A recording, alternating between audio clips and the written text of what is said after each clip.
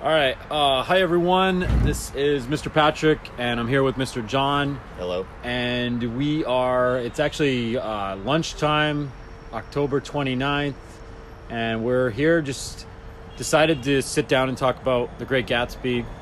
We're both teaching the novel, and the reason why we wanted to have this discussion is because we wanted to kind of touch base on what each of us is doing in class, what we're talking about. We also feel like there's limited amount of time in class to discuss certain things, so we wanted to unpack some of the key events and issues in the book. So I'm gonna start by asking you, John, like, what have you been talking about in your class related to particular characters? On the way while we were walking here, you were talking about Tom and Daisy. Yeah, exactly. As you said, there's so much I want to talk about, and I feel like we've only started to really scratch the surface. I've found that as I've gone through the whole novel again, I see Tom and Daisy as way different than I remember them, in kind of more nuanced ways, right? So like with Tom and Daisy, the things that stand out, like in my memory, are the same things that you might like remember from the film if you've seen that, or kind of see in a superficial kind of study guide. Like Daisy, associated very much with money. She's the object of desire. Whereas, Tom similarly established as being associated with old money, kind of an antagonist, right? Kind of arrogant, powerful. He has some bad qualities, like his racist views, for instance. But I've found there's a lot of mystery to these two characters, particularly with Daisy. But even Tom, he's by no means just like a flat, two-dimensional villain. He is psychologically complex, and I think quite insightfully portrayed character. And I think they both have a lot of connection to certain types in American culture, which is one of the things I've been trying to introduce in class. So some of my students have been pretty insightful in making comparisons, between Tom and Daisy and some figures from real life and from other literary works. Yeah, I think one of the things that you said that resonated with me is the fact that Tom isn't just this two-dimensional character. And when I first read the book, I really viewed him that way. And obviously Fitzgerald wants us to not like him, and like obviously he's the villain of the book, but he's also, there's some complexity because of the way he acts in certain moments. And he's more, I guess, cerebral than the way he manages things, and the way he gets Daisy to, when she's like seems to be about to leave him for Gatsby. He kind of flips it on Gatsby by, the decision to like, oh, I'm gonna drive your car. And we talked about that, and that's one of the things I talked about in class yesterday, and a student picked up on that, is the decision to, for example, to something specific, it's like the decision to let Gatsby or take Gatsby's car into the city is more of like, all right, well, I'm establishing dominance in this relationship here. I'm like, I'm making you uncomfortable, and there's even that reaction from Gatsby. He was turned off by it. Yeah, that's that scene you're talking about, right, which is happening in the second half of the novel, and it's building up to kind of the big confrontation. I think is so worth exploring, right? Because what we have is a scene between people who are on the surface friends, and they're on the surface kind of all hanging out together to enjoy their time, and they're all like characters who in some sense have very little to complain about, right? Like they're all really wealthy, and they're going to New York City and kind of treating it like a playground, and just doing whatever they want with little consequences, or worry about real life concerns like the Wilsons might need to deal with. But we do have underneath the surface this really simmering drama of intense resentment and discontent and rivalry and competitiveness. These two, the protagonist in some sense, and the antagonist of the novel, Gatsby, arguably, and Tom, having these surface level civil discussions that are actually like the equivalent of kind of warriors sword fighting in a different kind of novel.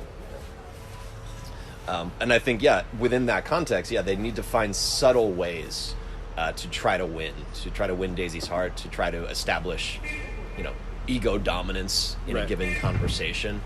And Tom understands how to play that card.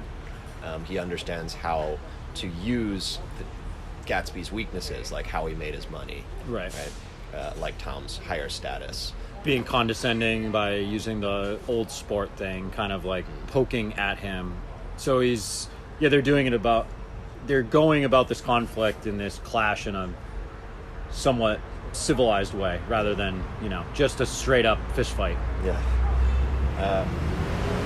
Tom even doesn't initially come right out and say, hey, Gatsby, you're a low-class guy, or like, I don't think you really went to Oxford and this kind of thing. He starts out, where'd you pick up that old sport business? It's all about these implications, the subtext, right? It's very clear what's going on to us as readers, but let's say to a child who is naive, who might be observing the scene, they might not really understand what was going on below the literal surface level. Right. But I'm sure they would feel the tension, right? That was very palpable in that scene. Definitely. What are some things that I know we talked about? What are some other things you've talked about in class, or something that you want to focus on in this conversation? Flipped it on you there. Yeah. So as on the subject of Tom, so one thing I talked a lot about this already, but the idea that he's kind of a type.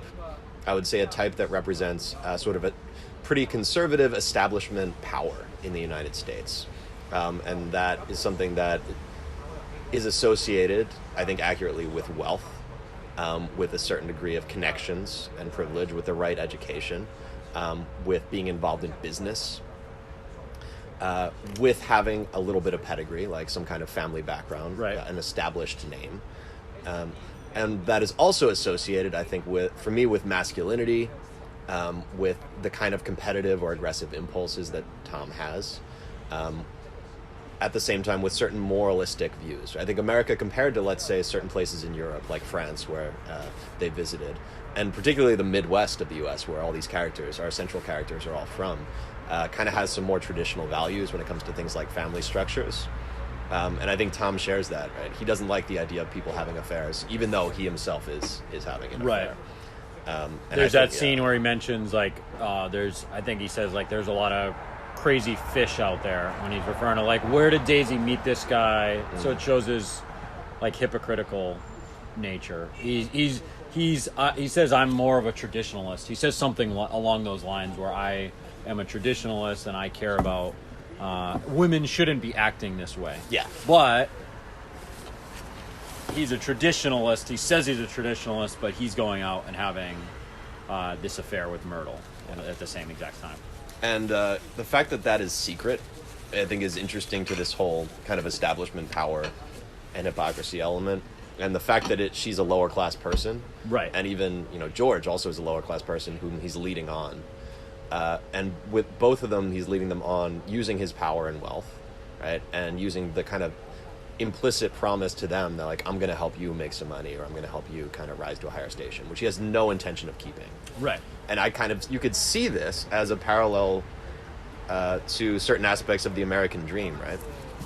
There's this promise that anyone can kind of get rich, but there are certain people who are in a position to pull the strings with that.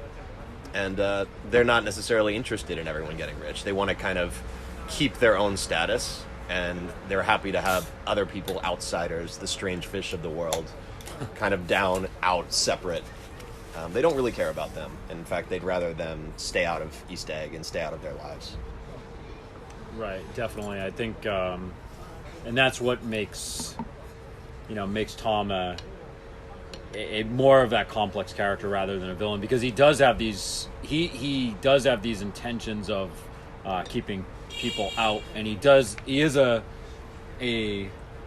deliberate thinker. He's thinking about, like, he's got this masculinity to him. He's physically strong. He's physically imposing. He was a football player, but we can see his vulnerability too, and that's something that it comes out in those, especially in those later chapters, when he realizes, especially that moment where he realizes, okay, Gatsby is having a relationship with his wife, and he realizes almost simultaneously that Myrtle's leaving. Myrtle's going to be going out to the west because George Wilson's taking her. So that's that moment. It's like everything is flipped, and this guy that's had everything, you know, all of this privilege in his life, he's everything on a silver spoon. For this moment where everything is taken away from him, and he's about to lose that power dynamic. So we see the vulnerability of him. And I focused on this same aspect, right? And it's kind of the thing that on the rereading I found most fascinating, is that, you can see the vulnerability, you can see the kind of thin-skinned nature, the fear in this guy. He really has a need to be in this dominant position, and he finds that undermined, not only by the fact that, he's under threat of losing the women in his life, but also the fact that he realizes all of a sudden that Nick and Jordan knew about it the whole time, and that he was kind of being played for a fool, that he's the one who's not in the know. Right. So this is a sense of losing control, which I think is something that he's really afraid of. One thing I brought up that occurred to me, when we think about people who are old money, or guys like Tom who are born with privilege, that could be something that in some way undermines their masculinity in their own minds, right? Because Sure. they do have everything handed to them. They haven't really earned it with their own shrewdness or the sweat of their brow or anything else. So that could lead to a certain insecurity. So I think the two things that for Tom really support his sense of his own accomplishment and power is his athletic ability, right, his physical stuff, and also his status, Right. which he takes very seriously. So all of his views are kind of based around this status, right? And he doesn't like that idea being questioned, because then his own power and sense of himself no longer would have any basis to stand on. Therefore, he defends status and convention a lot, and criticizes the new money and looks down on changes. Because that, if things change, then what is it that makes him the dominant one? What is it that makes him superior? Right. At the same time, his greatest accomplishment, Nick suggests, is his football hero past, which Right. is now in the past. Like so, he peaked in college, basically. Yeah, so that there's a continuing sort of, he senses that he's not what he once was, right? Because that's not a part of his life anymore. So I think he looks for other ways to kind of feel that victory or that dominance or that masculinity, and I think his relationship with Myrtle has something to do with that. Sure. And that's part of why he has these affairs.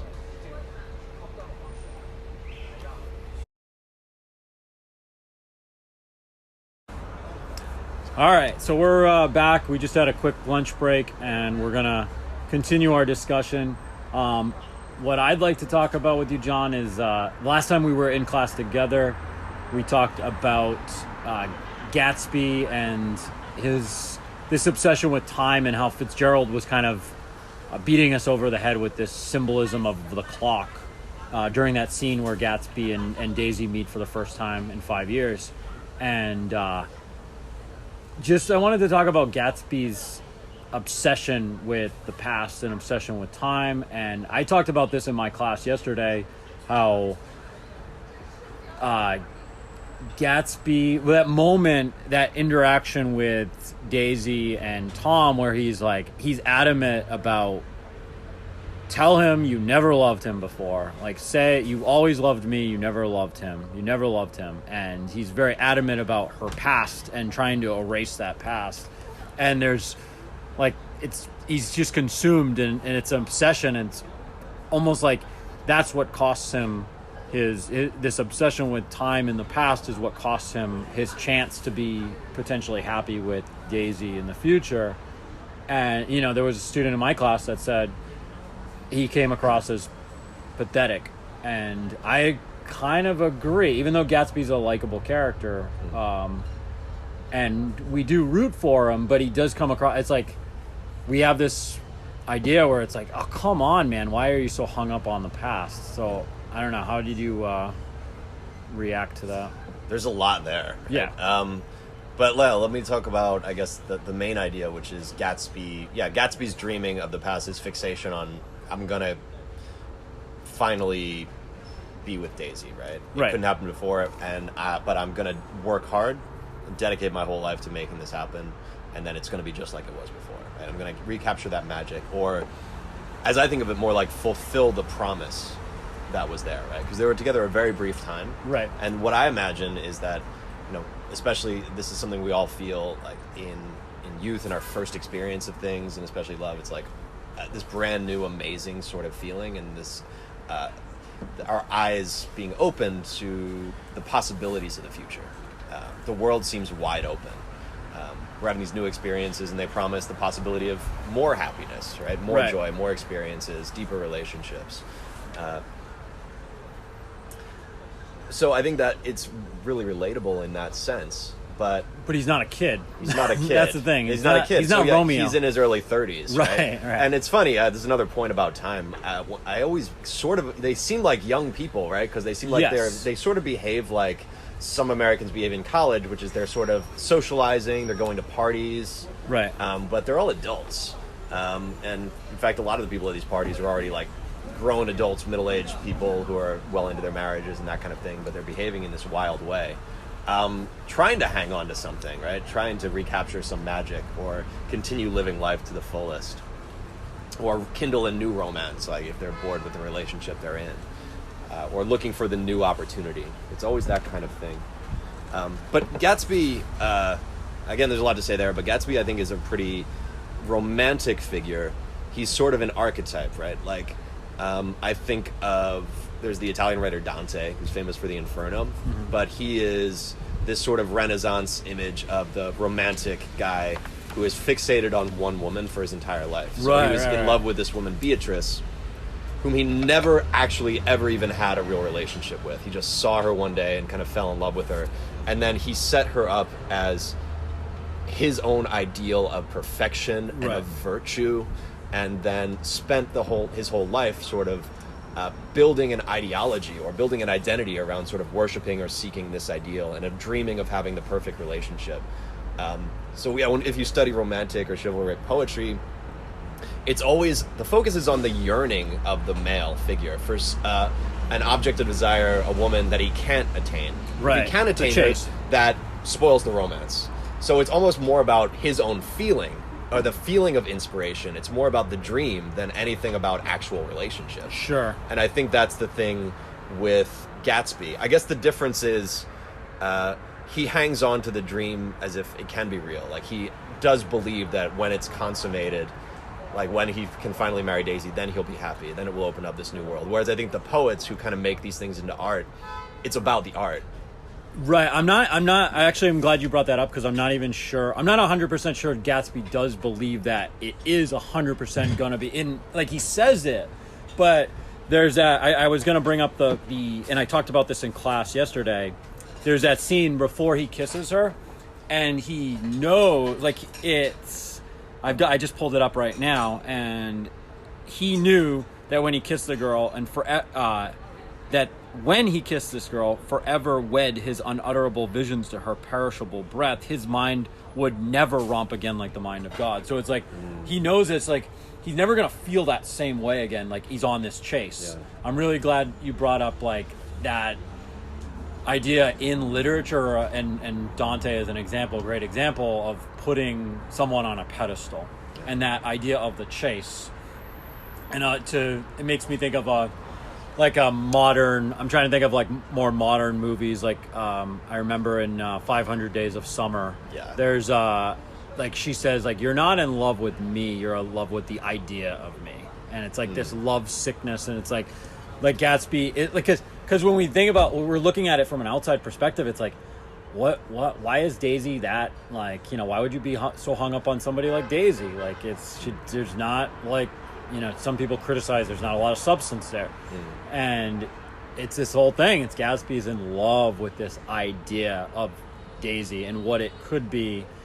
And that does make him like that archetype through literature. But I do wonder, does he truly believe that things are going to be better because after this kiss too, and we talked about this is another thing we talked about in class, like right after in chapter 7, the parties stop. Like after it should be like this incredible time, he should be very happy, but we get kind of a somber, he fires all his servants. It's that kind of moment. Yeah, it doesn't seem to enter into a period of unadulterated joy. No, right? there's no, So actually the party stops. The novel's too quick. It's everything's so abrupt. Everything's fast. Yeah. It all flies by. Again, back to the time thing. Like, it all seems to happen in a moment, right? They're reunited, and then the affair has begun, and then the affair is ended, and it all happens really fast, and then he's dead. Right. not to give away the ending, but I think they know by now. Yeah. Does he? Yeah, there's a question. I think he does. I don't have a specific passage in mind to support that, but that's the impression I carry away. Sure. And I think that if he is pathetic, I think it's that hanging on to that belief that it makes him, pathetic, or at least induces our sort of pathos, makes us feel kind of bad for him. Yeah. And I think that maybe has something to do with the American dream, right? Is the American dream kind of naive? Right? Is there this belief that we will finally attain that ultimate happiness if we just make more money, if we just do this and that it is there around the corner? Is that what makes people behave in a reckless way, or in a naively idealistic way, or in an overly self-interested way, or let them justify their behavior? Whereas, let's say other nations, other perspectives might be more sophisticated. It might be more along the lines of, be content with what you have, or just have certain practical goals, this kind of thing. Don't hold the dream of some ultimate happiness itself up on a pedestal. So maybe it's the act of doing that is maybe sort of childish, right? Like you say, he's not a child, but he kind of seems like one. Right. He's got this big palace that's kind of like what you dream of wealth being like when you're a kid. It looks like a castle. And he's got a plane, and he's got the coolest car, and he's got shirts of every color. And, right. It's that maybe childlike belief that you're going to find some profound happiness that makes us relate to him, and that makes him a unique character. And I suppose if he does know it would make him, if he's kind of naive to the fact that it can't happen, then that might make him more likable if we know he's like, this hopeless romantic. Yeah. He does say, like, he's very defiant when Nick says, like, Nick calls him out. And that's like a moment where actually, I like Nick in that moment, because it's like, Nick seems like as an observer most of the time, but he does call out Gatsby.